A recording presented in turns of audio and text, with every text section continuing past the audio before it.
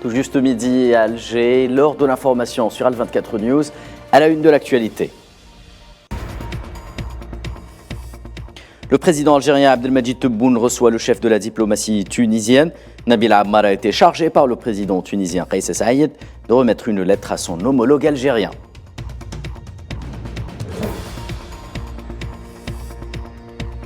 Jour J pour les chefs d'état-major de la CEDEAO. Ils se réunissent aujourd'hui et demain à Accra pour tenter d'avancer sur les détails techniques d'une éventuelle intervention militaire au Niger et le déblocage d'une force en attente.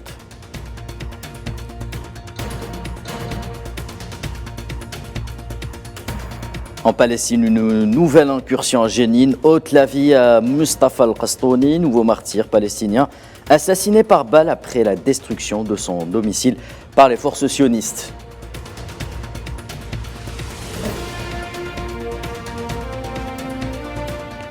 Et puis le chef de la diplomatie iranienne débarque à Riyad pour sa première visite en Arabie Saoudite depuis la reprise des relations diplomatiques entre les deux pays.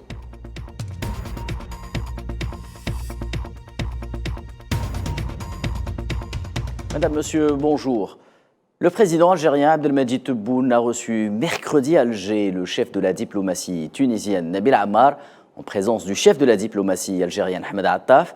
Nabil Ammar, selon un communiqué de la présidence algérienne, le ministre des Affaires étrangères tunisien donc, est l'envoyé spécial du président Kais Saied pour cette visite, qui l'a chargé justement de remettre une lettre à son homologue algérien Abdelmadjid Tebboune. Et le ministre algérien des Affaires étrangères et de la communauté nationale à l'étranger, Ahmed Attaf, a salué le soutien apporté par l'administration américaine au travail de l'envoyé personnel du secrétaire général de l'ONU pour le Sahara occidental, Staffan de Mistura. Dans une interview accordée au site américain Al Monitor, Attaf est notamment revenu sur la déclaration américaine publiée après sa rencontre du 9 août avec le secrétaire d'État américain Tony Blinken, selon laquelle il a réitéré son plein soutien à Staffan de Mistura, en soulignant que l'administration Biden n'a pas du tout approuvé la décision de l'ancien président américain Donald Trump concernant la prétendue souveraineté du Maroc sur le Sahara occidental. Et dans une autre interview accordée au Washington Post, le chef de la diplomatie algérienne est également revenu sur la crise au Niger en soulignant et en réaffirmant la position d'Alger. La diplomatie est la seule issue à la crise politique que traverse le pays, lit-on sur les colonnes du journal américain.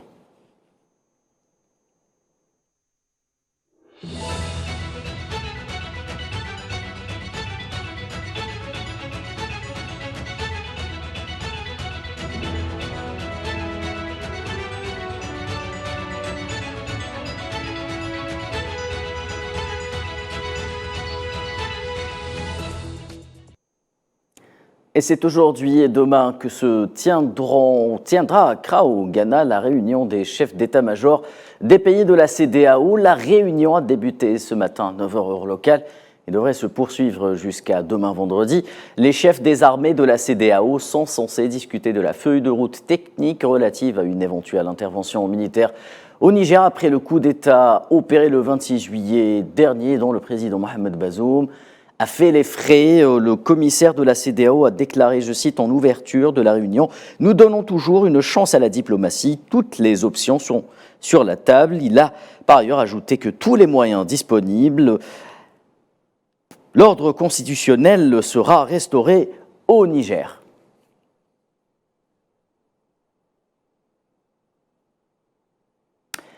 Nouveau drame de migrants en Afrique. Plus de 60 personnes sont présumées avoir perdu la vie à bord d'une pirogue partie des côtes sénégalaises. Début juillet, ont été retrouvées justement lundi au large du Cap-Vert. C'est ce qu'a indiqué mercredi l'Organisation internationale pour les migrations. L'embarcation a été repérée lundi dans l'Atlantique à environ 150 miles nautiques de l'île capverdienne de Sal par un navire de pêche espagnol. Le nombre de personnes décédées est donc estimé à 63. Néanmoins, 38 survivants, dont 4 enfants, sont signalés par l'OIM.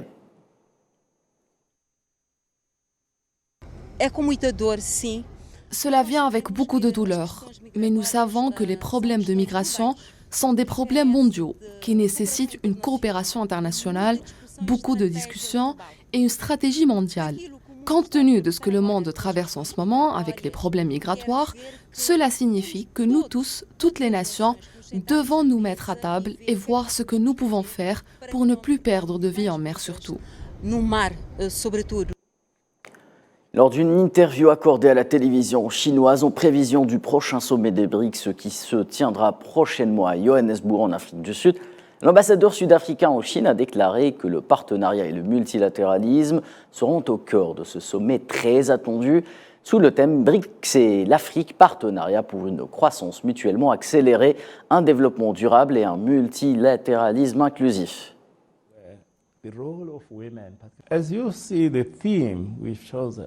Parlons de paix, de multilatéralisme, réformons le système de gouvernance mondiale de l'ONU, y compris l'ONU, pour qu'il soit inclusif et poussant même la question du rôle des femmes, personnellement, dans le processus de paix.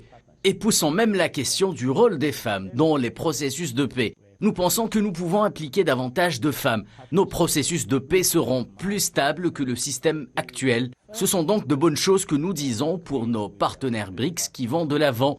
C'est pourquoi il y a tellement d'intérêt pour ceux qui veulent rejoindre les BRICS en raison des avantages directs de ce groupe. En Palestine occupée, nouvelle escalade des forces sionistes à Jénine. L'armée de l'occupant sioniste a opéré une nouvelle incursion qui fait un martyr et 2 blessés jeudi. Le ministère palestinien de la Santé a indiqué que Mustafa Al-Qastouni, 32 ans, a été tué par balle sioniste reçue dans la poitrine et dans la tête, mais également dans l'abdomen lors de l'agression contre Jénine. Je le rappelle, une femme âgée de 34 ans a été aussi touchée par balle des forces sionistes au niveau de l'abdomen et de la poitrine. Et dans ce même contexte d'escalade sioniste, des dizaines de colons ont une nouvelle fois violé le statu quo d'Al-Aqsa et ont pris d'assaut la mosquée sainte sous l'encadrement et la protection des forces d'occupation sionistes. À noter que l'invasion de la mosquée Al-Aqsa par des extrémistes sionistes est devenue récurrente sous le silence complice de la communauté internationale. Nous l'évoquions tantôt en titre, le ministre iranien des Affaires étrangères, Hossein Amir Abdollahian, entame jeudi la tant attendue visite en Arabie Saoudite. Celle-ci intervient, rappelons-le, après la reprise des relations diplomatiques entre les deux pays. Le ministre saoudien des Affaires étrangères, Faisal Ben Farhan, avait rencontré au mois de juin dernier des responsables gouvernementaux iraniens lors d'une visite à Téhéran.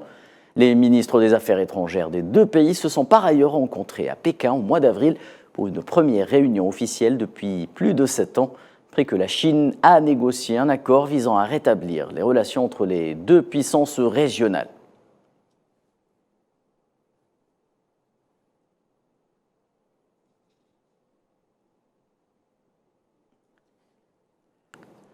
Et en France, un rapport de la banque UBS démontre une augmentation du nombre de millionnaires qui atteint presque 3 millions. Le document a suscité l'indignation de plusieurs responsables politiques de gauche. Ils dénoncent une explosion des inégalités, conséquence directe, selon eux, de la politique d'Emmanuel Macron. Y aurait-il trop de riches en France? C'est la question qui surgit suite à un rapport de la banque UBS, classant la France parmi les pays comptant le plus de millionnaires. La nouvelle a fait monter au créneau la gauche qui s'insurge contre un creusement des inégalités subies par les classes les plus démunies. Le rapport annuel publié mardi décompte en 2022 plus de 2,8 millions de Français dont le patrimoine dépasse les 1 million de dollars, soit 25 000 de plus que l'année précédente, alors même que la crise du Covid a fait grimper la précarité. Manon Aubry, chef de file de la France insoumise au Parlement européen, s'en est pris à la politique d'Emmanuel Macron. Les millionnaires peuvent dire merci aux cadeaux fiscaux, déclare-t-elle. Avant la polémique, l'ex-président français François Hollande avait décrit Emmanuel Macron comme étant le président des très riches. La France insoumise a pointé du doigt le nombre de SDF en France, 300 000 selon l'INSEE. À cela s'ajoutent 10 millions de pauvres. Emmanuel Macron est adepte de la théorie du ruissellement qui consiste entre autres à mettre en place des conditions plus favorables aux plus riches, telles que la suppression de l'impôt sur la fortune. Une stratégie qui permettrait d'encourager la croissance et la création d'emplois qui en réalité a augmenté les dividendes des ultra-riches, La politique ne passe pas auprès des classes populaires. Les Gilets jaunes avaient accusé le président français de faire des cadeaux aux ultra-riches aux dépens des simples salariés. Le ministère russe de la Défense a publié mercredi de nouveaux résultats de recherche sur des documents concernant les bioactivités militaires menées par les États-Unis sur les territoires de l'Ukraine et d'autres pays. Des documents pertinents obtenus par la Russie ont montré que l'armée américaine a fait avancer des projets qui impliquent principalement des recherches sur des virus et des bactéries ayant le potentiel d'être utilisés dans des armes biologiques, a déclaré le lieutenant-général Igor Kirillov, chef des troupes de protection nucléaire, biologique et chimique des forces armées russes. Et les forces aériennes ukrainiennes ont de leur côté annoncé la neutralisation de 2 hélicoptères russes de type K-52 Alligator à Zaporizhzhia, mais également dans la région de Bakhmout.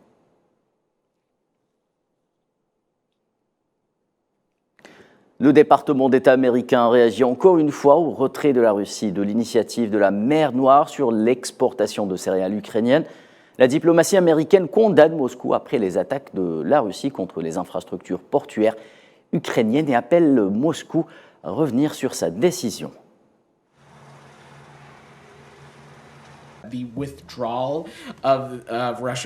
Le retrait de la Russie de l'initiative Black Sea Green a laissé des traces claires dans le monde. Et l'un des plus importants d'entre eux est que, selon le FMI, le retrait de la Russie de l'initiative de la mer Noire entraînera une hausse mondiale des prix des céréales de 10 à 15%. Ce n'est pas quelque chose qui affecte uniquement les États-Unis, cela a un impact sur les pays du monde entier. Ainsi, tout pays qui se soucie de la sécurité alimentaire, qui se soucie de nourrir sa population, ce qui, j'espère, est le cas de tous les pays de la planète, devrait être profondément préoccupé par cela et travailler pour nous ramener la Russie dans l'initiative céréalière de la mer Noire, ou travailler avec nous pour trouver d'autres moyens de faire en sorte que les céréales puissent arriver là où elles doivent arriver. Et selon l'agence spatiale Roscosmos, le vaisseau spatial lunaire russe est entré en orbite de la Lune mercredi 16 août, une étape majeure vers l'ambition du pays d'être le premier à atterrir sur le pôle sud de la Lune à la recherche d'eau gelée. Luna 25 est entré en orbite de la Lune à 11h57 heure de Moscou, toujours selon Roscosmos. Et le porte-parole du ministère chinois des Affaires étrangères, Wang Wenbin, a déclaré que la Chine demeure un moteur important de la croissance économique mondiale. S'exprimant lors d'une conférence de presse à Pékin, Wenbin a répondu aux informations des médias occidentaux selon lesquelles un ralentissement de la croissance économique de la Chine pourrait présenter des risques pour le développement économique mondial.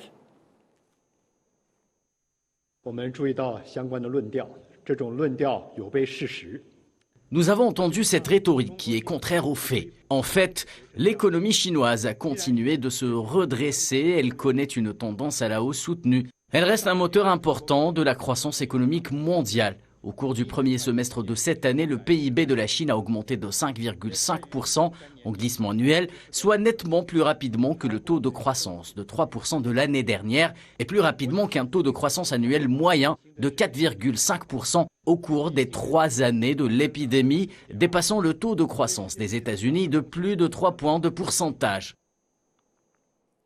Et puis football en clôture de ce journal, les Sky Blues de Manchester City s'adjugent leur 2e titre européen de la saison en décrochant la C2, la Super Coupe d'Europe, suite à leur victoire hier sur le FC Séville. Après une séance de tir au but, le match s'étant soldé par un score nul de 1 but partout.